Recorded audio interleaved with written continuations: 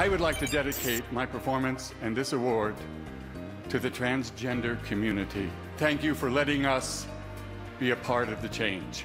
One of the more moving acceptance speeches, Transparent star Jeffrey Tambor using his Golden Globe to shine the spotlight on the transgender community. You know, this was really an important moment because his speech comes at a time when there's more trans representation in film and television than ever before. From Laverne Cox in Orange is the New Black to Jared Leto's Oscar-winning role in Dallas Buyers Club, these characters are really raising awareness. And while, yes, there are strides being made in Hollywood, a Houston-based lawsuit leveled against the high-end department store Saks Fifth Avenue is giving real insight into the difficult struggle that transgender people face throughout this country.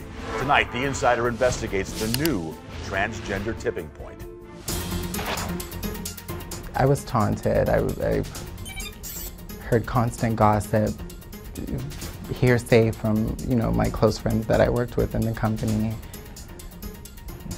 being told a lot of ridiculous things. Former Saks Fifth Avenue employee LEYTH JAMAL made headlines when she filed a lawsuit in Texas against the luxury retail store, alleging she was discriminated against for being transgender.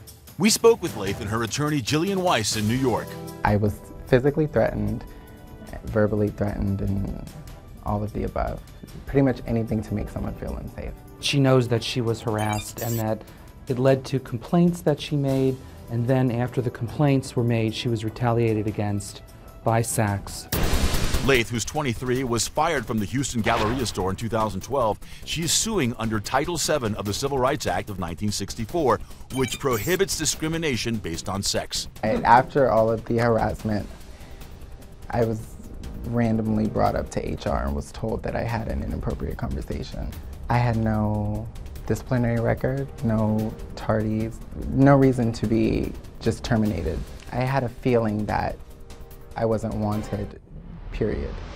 For its part, Saks filed a motion to dismiss the case, arguing that transgender people are not protected under Title VII and that its own policy prohibiting discrimination based on gender is not an enforceable contract.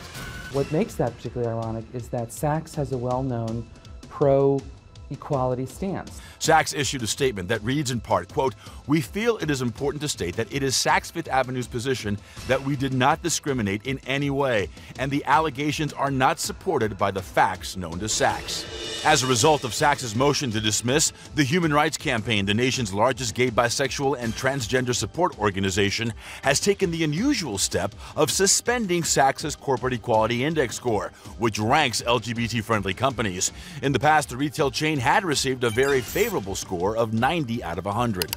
LGBT insider Dina Fetus, HRC's Director of Workplace Equality. The ball is really in their court. They would need to make absolutely clear to the public, to their own workforce, to us, that they do understand that transgender employees are covered under Title VII.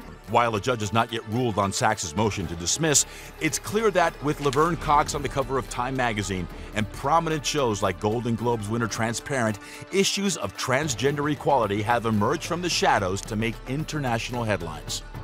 This is a new area of civil rights, and so it's wonderful that people get a chance to see and hear these stories and learn that transgender people are human beings deserving of rights just like everyone else.